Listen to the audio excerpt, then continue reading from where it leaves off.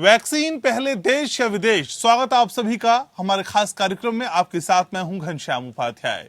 Corona के टीके दूसरे देशों में दिए जाने को लेकर दिल्ली हाई कोर्ट ने सख्त टिप्पणी की है। कोर्ट ने कहा है कि देश के सभी लोगों का टीकाकरण नहीं हो पा रहा है और हम कोरोना की वैक्सीन दूसरे देशों को दान कर रहे हैं या फिर बेच रहे हैं। कोर्ट ने सीरम इंस्टीट्यूट ऑफ इंडिया और भारत बायोटेक को निर्देश दिया कि वो कोविशील्ड और कोवैक्सीन टीके को लेकर अपनी निर्माण क्षमता के बारे में जानकारी दी। जस्टिस विपिन सांघी और जस्टिस रेखा पल्ली की बेंच ने कहा कि देश के हर नागरिक तक कोरोना वैक्सीन पहुंचाना सरकार की जिम्मेदारी है। सीरम इंस्टीट्यूट ऑफ इंडिया और भारत बायोटेक के पास ज्यादा से ज्यादा मात्रा में कोरोना वैक्सीन बनाने की क्षमता है, लेकिन ऐसा लगता है कि वो इसका पूरा फायदा नहीं उठा रहे हैं। इस मामले में जिम्मेदारी की भावना होनी चाहिए। कोर्ट ने इस मौके पर केंद्र सरकार से सवाल करते हुए कहा कि वो वैक्सीन लगवाने के लिए किए गए वर्गीकरण के पीछे का भी कारण बताएं। गौरतलब है कि केंद्र सरकार कोरोना वैक्सीन के टीकाकरण को चरणबद्ध तरीके से चला रही है। इसके तहत पहले चरण में फ्रंटलाइन वर्कर्स का टीकाकरण किया गया, जबकि दूसरे चरण में बुजुर्गों का टीकाकरण किया जा रहा है। बुजुर्गों के साथ ही दूसरे चरण में 45 साल से 60 साल की आयु वर्ग के उन लोगों को टीका दिया जा रहा है जिन्हें पहले से कोई गंभीर बीमारी है।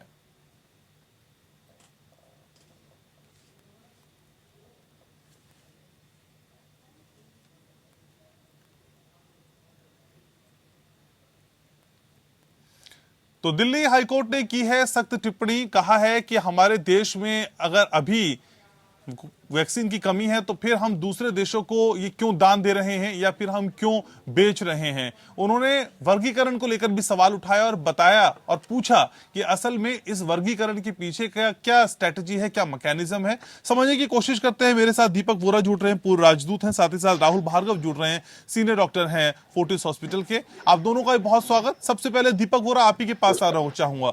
दीपक जी, असल में जो कुछ कोर्ट ने कहा, इसके पीछे का निहितार्थ क्या है सर? इसके पीछे का मर्म क्या है? आपका बहुत बहुत धन्यवाद कि आपने मुझे अपने कार्यक्रम में शरीक किया, आपसे सीखने का मौका दिया है और साथ में जो डॉक्टर साहब आ रहे हैं। कोर्ट की हम बहुत इज्जत करते हैं, जो कुछ उन्होंने कहा है हम उसे स्वीकार करते हैं। मैं थोड़ा सा, अगर आप इजाजत दें, 1-2 मिनट अगर मेरे पास आए, तो प्री वैक्सीन डेज में मैं जाना चाहता हूं, जब कंप्लीट लॉकडाउन एनफोर्स हुआ था कई देशों में। उसके बाद एक पार्शियल ईजिंग हुआ, फिर सरकार का जो काम था उसमें बहुत बाधा आई, हम लोग ट्रैवल नहीं कर पा रहे थे, बहुत बहुत तरह की समस्या आई। आपको याद है कि भारत में जो हमारी विदेश मंत्रालय है, 60,000 लोग थे यहाँ पर फंसे हुए 70 देशों से, उन्हें हमने वापस किया और फिर 140 देशों से बेटियों को लाने का हमने प्रबंध किया। पिछले साल हम लोग अक्सर ये भूल जाते हैं सर कि हमने hydroxychloroquine, remdesivir, paracetamol, mask, gloves, जिसने मांगा हमने दिया। ट्रेनिंग प्रोग्राम्स भी ऑर्गेनाइज किए और हमारा जो ये ग्लोबल रिस्पांस था, ये हमने बहुत ध्यान से किया था after study of the worst case scenario domestically, हमें कितनी जरूरत होगी, क्या करेंगे, etcetera. Sir, there is never a conflict. ये मैं स्पष्ट रूप से बताना चाहता हूं कि इंडिया टॉप प्रायोरिटी, इस सरकार की टॉप प्रायोरिटी भारत है और उसके बाद आती है आपकी विदेश नीति।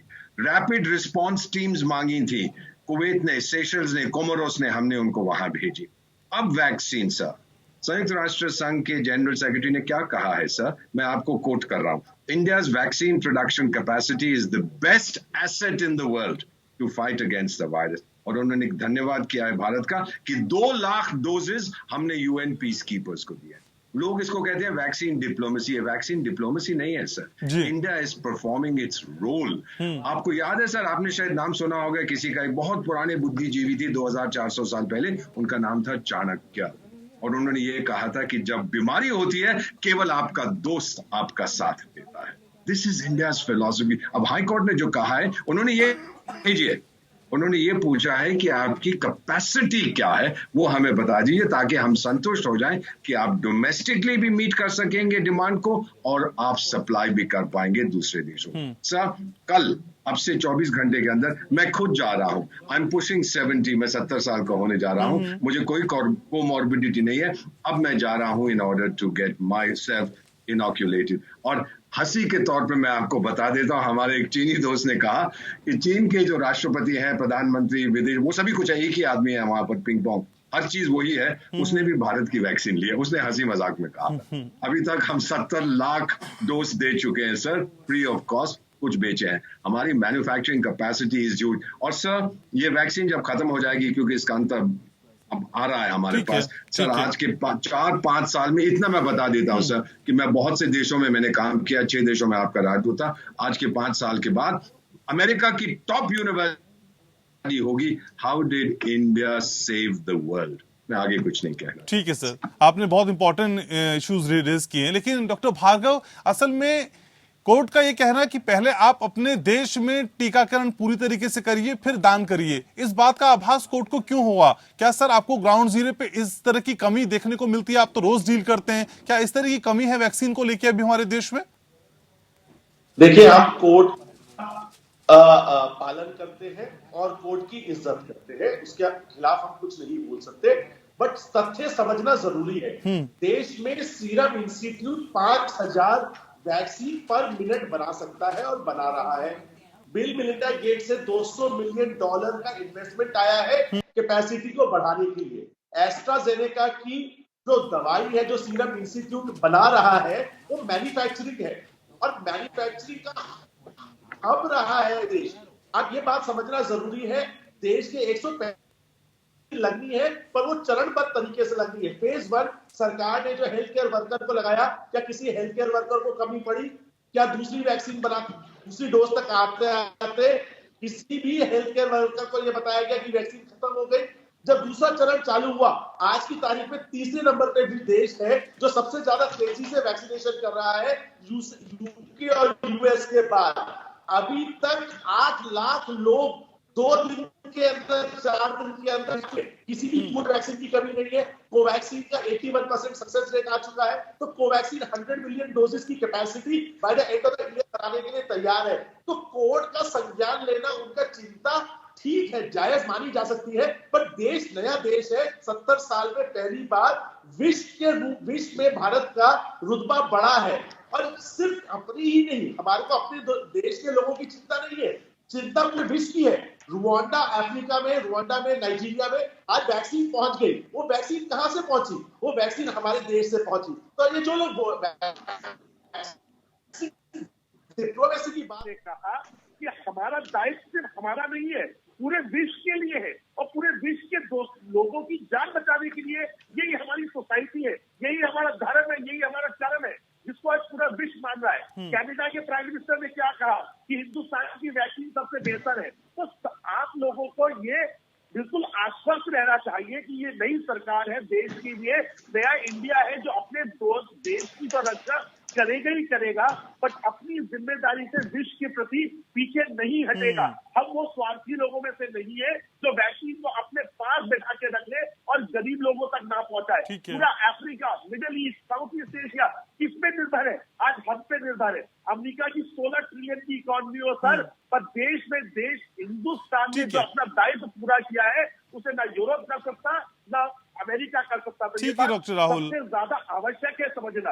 और उन्होंने कैपेसिटी बिल्डिंग की बात करी है, तो मैं पूरा आश्वस्त हूँ कि ठीक है, कैपेसिटी पे भी बात करेंगे डॉक्टर भार्गव, कैपेसिटी पे बात करेंगे। तो ये बदलते हुए भारत की बदलती तस्वीर है, जहां अपने ही दर्द को नहीं, दूसरे के दर्द को भी समझा जाता है। लेकिन दीपक जी, आप तो कई देशों से बहुत नजदीकी से संबंध आप देख चुके हैं हमारे देश के, और 2 देशों के बीच में आखिर जो संबंध स्थापित करने की कला है वो क्या है ऐसी स्थिति में जब एक महामारी पूरे विश्व को अपनी चपेट में ले रही है?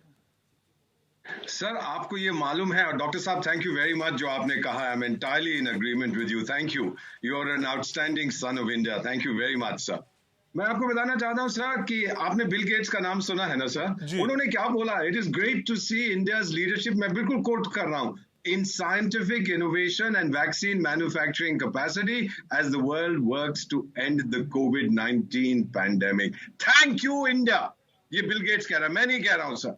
फिर जो वर्ल्ड हेल्थ ऑर्गेनाइजेशन, विश्व स्वास्थ्य संस्था जो है, उनके डायरेक्टर जनरल, जिनको दुनिया भर में गाली पड़ती है, कहते हैं वो चीन के चमचे हैं, उन्होंने क्या कहा है? भारत की तारीफ कर रहे हैं कि भारत ने देखिए कितना डिसाइसिव एक्शन लिया है।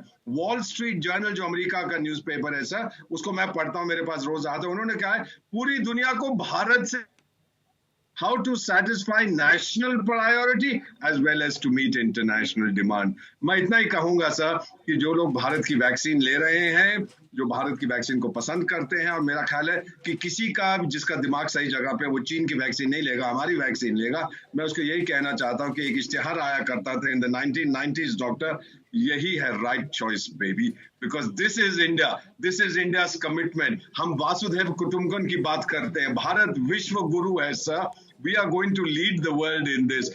चीन ने दुनिया को बर्बाद करने की कोशिश की है, हम लोग दुनिया को बचाने की कोशिश कर रहे हैं। चीन के आप भारत को डिफाइन करते हैं तो जाहिर सी बात है ऊर्जा से हम लोग भर जाते हैं, एनर्जेटिक महसूस करते हैं, लेकिन सर ये भी समझाते चलिए कि अपने घर की आग बुझाने से पहले क्या दूसरे के घर की आग बुझाना सही है? अपने घर के दर्द को पहले समझना होगा।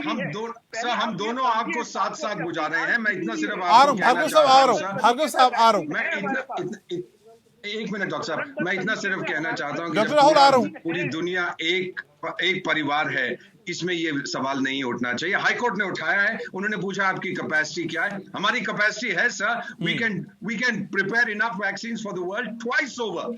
2 आप धरतियां ले आए, हम उनको बचा लेंगे सर, हम में इतनी। So with due respect to the Honorable High Court, जवाब उनको मिलेगा। और मेरा जो विचार है इस समय, डॉक्टर साहब, I don't know if you agree, they will be satisfied with the response. ठीक है, डॉक्टर राहुल आप कुछ कहना चाह रहे थे, प्लीज कंटिन्यू सर। सर, हम इतनी संकुचित सोच के साथ नहीं चल सकते कि हम दूसरे को बचा रहे हैं, हम अपने आप को बचा रहे हैं। कहाँ सरकार ने कहा 43 साल के साथ जो क्राइटेरिया है फुलफिल हो रहे, 23 करोड़ लोगों के लिए वैक्सीन है। अगर मैं 35 साल का हूं, मैं डॉक्टर नहीं होता तो मुझे वैक्सीन की जरूरत नहीं थी, क्योंकि मेरे 0.1% चांस है कि मैं बीमार पड़ूंगा। आप कह रहे हैं मैं 135 करोड़ लोगों के लिए आज ही वैक्सीन बना के बैठ जाऊं और उसको संरक्षित करके बैठ जाऊं, पूरे विश्व को नाचूं, ये कहाँ की सोच है? प्लीज ऐसी सोच को मत बढ़ावा दीजिए। जिसको जरूरत है, जो हाई रिस्क ग्रुप है, उसे वैक्सीन मिल रही है। भारत बायोटेक ने 125 करोड़ रुपए लगा के प्लान को ऑगमेंट किया है वैक्सीनेशन के प्रोसेस को, कि ताकि साल के अंत तक वो 100 मिलियन डोजेस बनाने लगे। और ये वैक्सीन खत्म नहीं होगी, ये कितनी बार लगेगी? हर साल लगेगी। तो हर फैक्ट्री अपनी कैपेसिटी को ऑगमेंट कर रही है। अब आप देखिए जॉनसन एंड जॉनसन का वैक्सीनेशन प्रोग्राम जो है, जो 1 डोज में यूज होने वाला है, उसका भी चीज, उसकी भी प्रोडक्शन कैपेसिटी सीरम इंस्टीट्यूट को मिलने वाली है। एग्रीमेंट चल रहा है। जो स्पुतनिक ट्रायल है, जिसकी वैक्सीनेशन की अभी अप्रूवल मिलेगा, जिसकी 100 मिलियन डोजेस रशिया ने डायरेक्ट इन्वेस्टमेंट की तरह इंडिया को दी है, वो भी अवेलेबल है। तो सर, जिसको जरूरत है ये पैरेलल चलेगी चीज, जिसको जरूरत है उसको दी जाएगी। ब्राजील की इतनी बुरी हालत थी, कोवैक्सीन जाके आज उनके रेट्स को कम कर रही है। ये इतिहास में गवाह रहेगा कि भारत ने अपने साथ साथ पूरे विश्व के लोगों की जान बचाई है, और अगले 100 सालों तक पूरा विश्व देश के लिए कृतज्ञ होगा।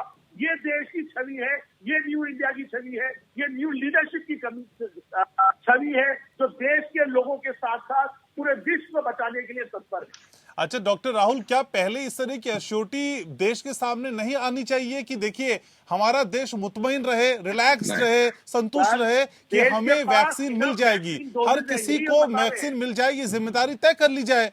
क्या इस जिम्मेदारी का अभाव कोर्ट को महसूस हुआ? सर, कोर्ट को महसूस इसलिए हुआ क्योंकि किसी याचिकाकर्ता ने PIL डाली। ये PIL उनके डर और उनके डरपोक होने की निशानी दिखाता है। सरकार ने पहले बोल रखा है कि 23 करोड़ लोगों को चरणबद्ध तरीके से जून तक वैक्सीन दी जाएगी। आप दिल्ली में जाके देखिए, देश में जाके देखिए, कौन सी ऐसी जगह है जहां वैक्सीनेशन की कमी मिल रही हो, जहां पे रोज लोग लाखों की कतार लगाए में बिल्कुल सरलता से वैक्सीन लगा रहे हैं। अपने नए देश में देखा, ना कोई भीड़ है, ना भड़का है, ना कोई क्राउडिंग है, ना ओवर क्राउडिंग है। कई जगह हुई, सरकार ने उसको देखते हुए कोविड ऐप को आगे बढ़ाया। RS शर्मा जी ने NHA में ट्वीट किया कि किसी को भी कोविड वैक्सीन, कोविड ऐप में परेशानी है तो बताइए, हम उसको जल्द से जल्द दूर करेंगे। लोगों ने जो सजेशन दिया उसको दूर किया गया। सर, ये नया इंडिया है जो अपने देश के बारे में सोचता है, अमीर से अमीर के बारे में और गरीब से गरीब के बारे में।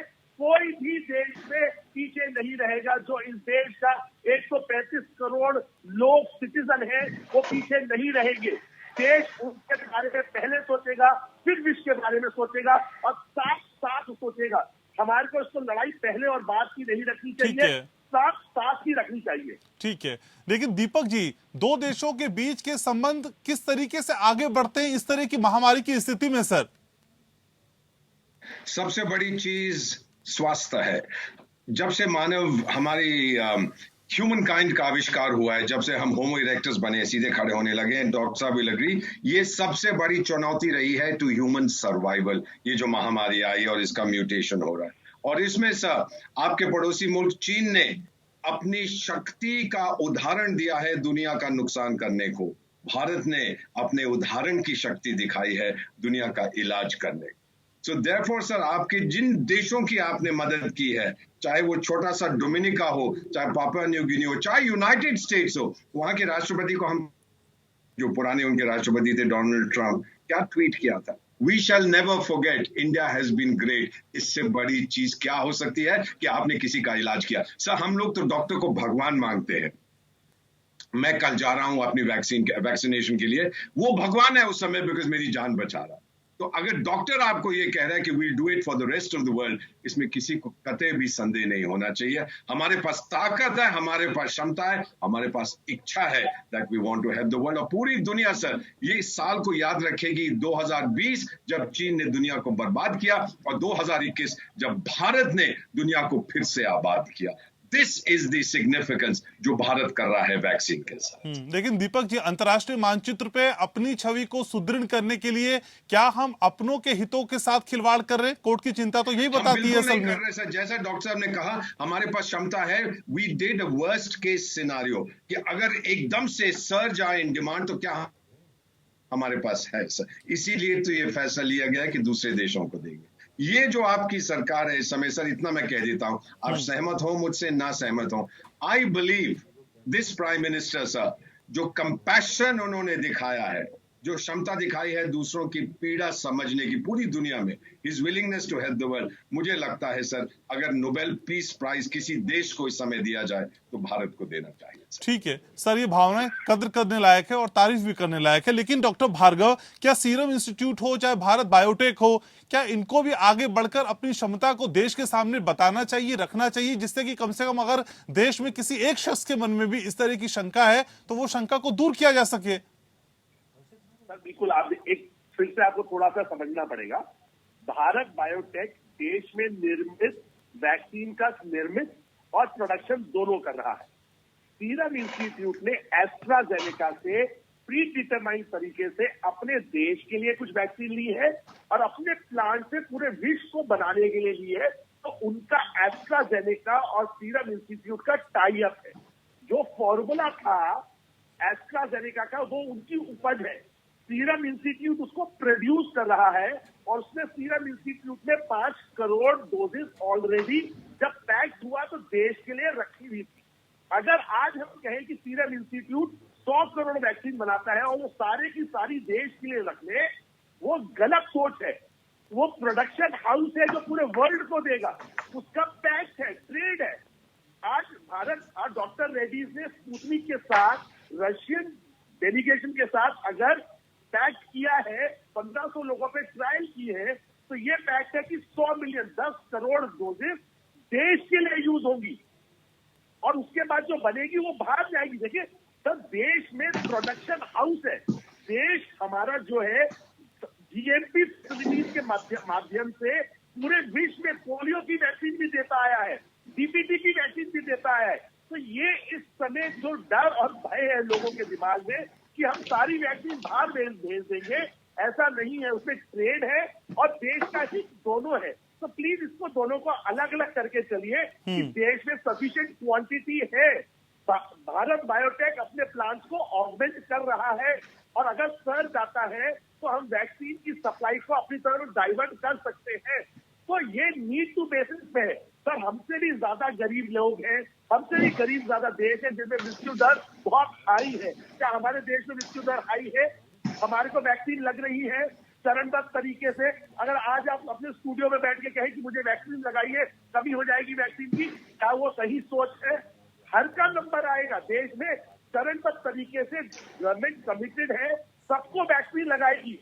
पर जिसको अभी जरूरत है, हमारे बुजुर्गों को जिनको जरूरत है, उनको लग रही है। तो हमें विश्वास रखना जरूरी है, ज्यादा दिन PIL डालते हुए और हमारे को बाधा डालने की जगह हमें ये विश्वास रखना चाहिए अपनी पॉलिटिकल लीडरशिप पे कि वो देश के लिए कमिटेड है। उन्होंने हमारे को कोरोना से निकाला है, वो वैक्सीनेशन भी लगाएंगे और ठीक। देश को आगे बढ़ाएंगे, डोमेस्टिक फ्रंट में भी ठीक और है। इंटरनेशनल फ्रंट में भी। जी ठीक है, लेकिन दीपक जी, कोर्ट ने असल में यह भी जानना चाहा कि आपने वर्गीकरण कैसे किया, आपने किस हिसाब से ये बोला कि अभी फ्रंटलाइन जो वर्कर्स हैं उनको लगेगा, फिर 60 साल वालों को लगेगा, फिर 45 से 60 वालों को लगेगा। जो वर्गीकरण असल में दीपक जी किया गया, इस बारे में भी कोर्ट मुतमईन होना चाहता है, रिलैक्स होना चाहता है कि आखिर इस तरह के सेग्रीगेट के पीछे वजह क्या है।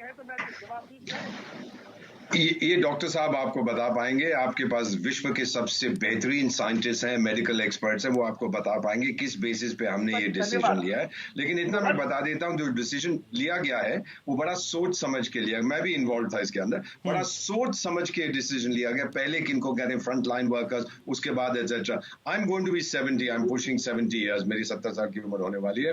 अब मैं अपनी वैक्सीन के लिए जा रहा हूँ विद टोटल कॉन्फिडेंस, क्योंकि मुझे मालूम है कि अब मैं हाई रिस्क कैटेगरी में आता हूँ बिकॉज ऑफ माई एज, तो मैं अपनी वैक्सीनेशन करा रहा हूँ। एंड आई मेड श्योर कि वो इंडियन वैक्सीन अब कहीं बाहर से नहीं आती है। इतना सिर्फ मैं कहना चाहता हूँ सर कि जो हाई कोर्ट ने, माननीय हाई कोर्ट ने मांगा, ऑफ कोर्स उनको डिसीजन दिया जाएगा, बट ये जो निर्णय लिया गया है, डॉक्टर साहब विल सपोर्ट मी, कि किसको कौन सी कैटेगरी को पहले, उसके बाद किसको, उसके बाद ये साइंटिफिक इंक्वायरी के आधार पर है। ये नहीं कि किसी ने, एक ब्यूरोक्रेट ने बैठे बैठे दफ्तर में कहा भाई मेरा छोटा भाई 37 साल का, चलो 35 से 40 वालों को भी कर देते हैं, या मेरी माँ 60 साल की, चलो इस उम्र। नहीं सर, ऐसा नहीं होता। ये साइंटिफिक एनालिसिस के आधार पर किया जाता है। प्लीज हैव फेथ सर, भरोसा करिए अपनी सरकार पर, भरोसा करिए अपने देश पर, भरोसा करिए तो इसी भरोसे को, इसी विश्वास को जगाने की असल में एपीएन की कोशिश थी, और इसी वजह से हमने ये प्रोग्राम भी किया। आखिर कोर्ट की चिंता के सबब को हमने समझने की कोशिश करी। समय मेरे पास इतना ही है। डॉक्टर भार्गव, बहुत शुक्रिया आपका। दीपक जी, आपका भी बहुत शुक्रिया, आपने समय निकाला, चर्चा में शामिल हुए। तो वैक्सीन भरपूर मात्रा में, प्रचुर मात्रा में देश के पास है, और सभी का नंबर आने पर वैक्सीन लगाई जाएगी। और जो वर्गीकरण किया गया है उसके पीछे भी एक खास टेक्निक है। कोर्ट की चिंता अपनी जगह है, कोर्ट का सभी सम्मान करते हैं, लेकिन देश का यह दावा है कि वैक्सीन की कमी फिलहाल देश के पास नहीं है। इस कार्यक्रम में इतना ही। आप देखते रहिए एपीएन। नमस्कार।